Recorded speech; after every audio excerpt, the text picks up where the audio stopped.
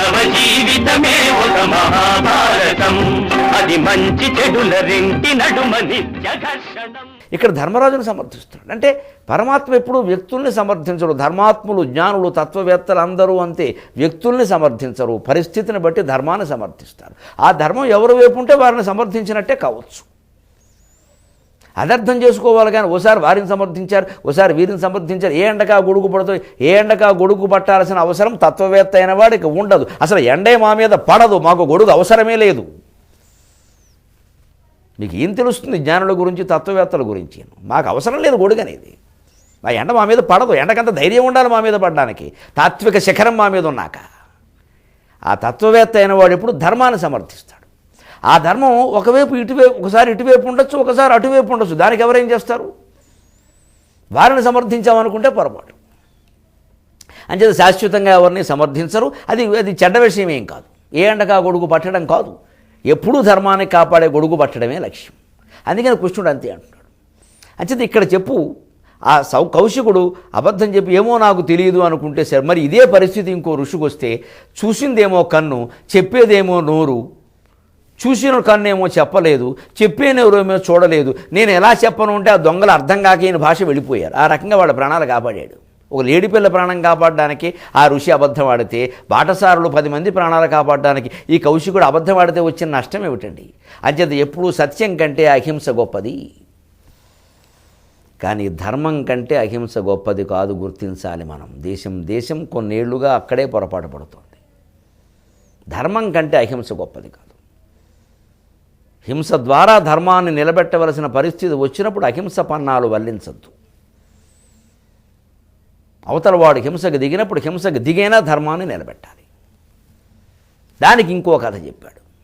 బలాకుడు అని ఒక కిరాతుడు ఉన్నాడయ్యా అడవిలో. అతని కిరాత వృత్తి, పక్షుల్ని వేటాడి జీవిస్తాడు, మృగాల్ని వేటాడతాడు. అతనికి 3 రోజులుగా 4 రోజులుగా ఎటువంటి ఆహారము దొరకలేదు. అమ్మడం పక్కనట్లు తినడానికి దొరకలేదు ముందు. కానీ అతని వృత్తి అది. ఇంకో వృత్తి అతను చెయ్యకూడదు, చెయ్యలేడని కాదు, చెయ్యకూడదు. ఆ రోజుల్లో అలాగే ఉండేవారు. ఎవరు వృత్తికి వాళ్ళు కట్టుబడి ఉండేవారు కాబట్టి దేశ చరిత్ర బాగుంది. ఆ వృత్తి ద్వారానే ఆత్మజ్ఞానం పొంది మోక్షం పొందేవారు తప్ప ఎంతకంటే ఉత్తమ వృత్తి, అధమ వృత్తి అని లేవు అసలు. ఉపనిషత్తులు చదవడం ఎంత గొప్ప వృత్తో, ఉప్పు తయారు చేయడం అంతే గొప్ప వృత్తి. ఉప్పు తయారు చేసేవాడు ఉప్పే తయారు చేసేవాడు. ఉపనిషత్తులు చదివేవాడు. కానీ ఉప్పు తయారు చేసేవాడు కూడా ఉపనిషత్ జ్ఞానం ఉండేది. జ్ఞానం ఉంటే చాలుగా గ్రంథం చదవడం ఎందుకు? ఇవాళ గ్రంథాలు చదువుతున్నారు, జ్ఞానం లేదు. పారాయణ చేస్తే సరిపోయింది అనుకుంటున్నారు. బలాకుడు కిరాతుడు మృగాల్ని వేటాడేవాడు. కానీ అతనికి 3-4 రోజులుగా అమ్మడానికి కాదు, ఆహారానికి కూడా మృగాలు దొరకలేదు. అటువంటి పరిస్థితుల్లో వెతికాడు, వేసారిపోయాడు.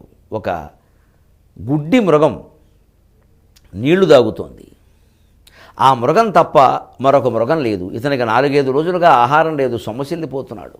ప్రాణాలు కాపాడుకోవాలి, కానీ గుడ్డి మృగాన్ని చంపకూడదు. వేటలో కూడా కొన్ని ధర్మాలు ఉన్నాయి. గుడ్డి మృగాన్ని చంపకూడదు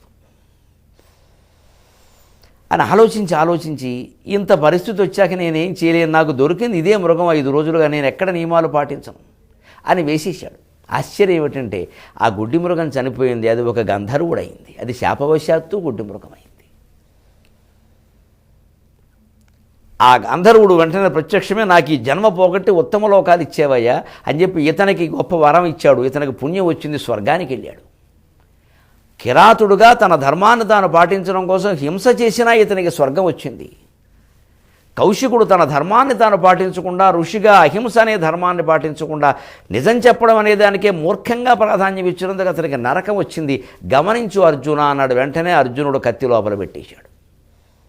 ఈ కథల్లోనే ఒక్క విషయం, క్యాస్ట్ ఫీలింగ్తో మాట్లాడుతున్నాను ఏమనుకోకండి. ఇక్కడ బ్రాహ్మణ యువకుడైన కౌశికుణ్ణి విలన్గా చూపించాడు, తప్పుడు మనిషి కింద. కిరాత యువకుడైన బలాకుణ్ణి గొప్పవాడిగా చూపించాడు. ఎక్కడైనా కులపక్షపాతం ఉందా అండి? మన ధర్మాల్లో, మన గ్రంథాల్లో ధర్మవ్యాసుడు గత సహా అనేక ఆరోపణలు చేస్తున్నారు, చదవకుండా, గ్రంథాలు చదవకుండా. ఎక్కడైనా ఉందా అండి? చాలా కథల్లో మీరు గమనించండి, బ్రాహ్మణులు అజ్ఞానులు అంటాం. వాడే ఓడిపోతాడు, చివరికి బ్రాహ్మడే ఓడిపోతాడు. బ్రాహ్మడు వెరివేద అవుతాడు, ఎవడో నెగ్గుతాడు. మన కథలన్నీ అంతే సుమారుగా.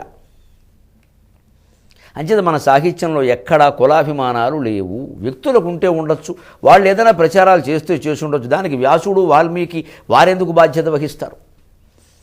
అందుకనే ఏమీ అనుమానించొద్దు. ఈ రామాయణ భారతాలు మూల గ్రంథాలు చదవండి. ఇవేమి వేదాలు కావు, చదవకూడదని ఎవరని లేదు, అర్థం కాని ఏం లేదు, ఇందులో హాయిగా వచనంలో దొరుకుతున్నాయి.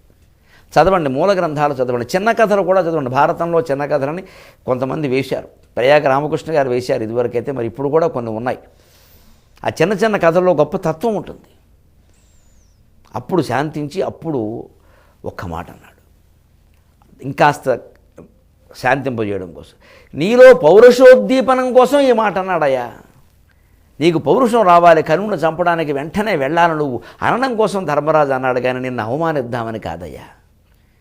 అప్పటికి కాస్త గుంజుకుంటూనే తీసిన కత్తి లోపల పెడుతూనే అర్జునుడు అన్నాడు, సరే నేను ఒప్పుకుంటున్నాను, నేను అన్న మాట ప్రకారం నేను నిలబడాలి, గాంధీవం ఎవరికైనా ఇచ్చేయమంటే చంపేస్తానని చెప్పాను, కాబట్టి నేను వధించి తీరాలి. అలాగని అన్నగారిని చంపకూడదు, నిజమే, నేను వధించి తీరాలి అన్నది ఆయన్ని చంపకూడదు, అందుకని ఉపాయంతరం చెప్పవయా ఉపేంద్ర అన్నాడు. 16,000 ఉపాయాలు ఉంటాయి మన వాడి దగ్గరే. వెంటనే అన్నాడు, ఓ పని చెయ్యి, పెద్దవాళ్ళని నిందిస్తే చంపిన దాంతో సమానం. ఎప్పుడూ ఒక్క మాట గుర్తుపెట్టుకో అర్జున, ఆత్మస్థుతి ఆత్మహత్యతో సమానం, పరనింద పరహత్యతో సమానం. అందుకని ధర్మరాజును నిందించు, పెద్దగా కూడా అక్కర్లేదు, మళ్ళీ ఎక్కువ నిందిస్తూ నువ్వే బాధపడతావు నాకు తెలుసు. ధర్మరాజును నిందించమనగానే అర్జునుడు ముడుచుకుపోతున్నాడు, అమ్మో అన్నగానే తిట్టడమే నాకు నోరొస్తున్నారు. ఎంత మంచివాడండి అర్జునుడు. ఇవాడు అన్న తమ్ముడు లేకుండా బండపోతులు తిట్టుకుంటున్నారు రోడ్డు మీద పడి. మనకు అందరూ రాముడి గుళ్ళోకి వెళ్ళేవాళ్ళే, అందరూ కృష్ణుడి గుళ్ళోకి వెళ్ళేవాళ్ళే. పైగా మళ్ళీ అన్నగారి మీద కోర్టులో నెగ్గాలని రాముడికి దండం పెట్టాం. రాముడు ఆశ్చర్యపోతాడు, ఇది ఏమిట్రా బాబు, మా తమ్ముడి మీద నేను ఎప్పుడు కోర్టుకి వెళ్ళలేదని. మన అజ్ఞానం. అందుకని ముడుచుకుంటాడు, కంగారు పడకు. పెద్దవాళ్ళని యువతరం గ్రహించాలి. మీరు అనవలసిన వాడిని ఎవరైనా మనం నువ్వు అన్నామంటే అది వాడిని చంపిన దాంతో సమానం అన్నాడు కృష్ణుడు. భారతం చూసుకోండి. మానవ జీవితమే ఒక మహాభారతం, అది మంచి చెడుల రెంటి నడుమ నిత్య ఘర్షణం.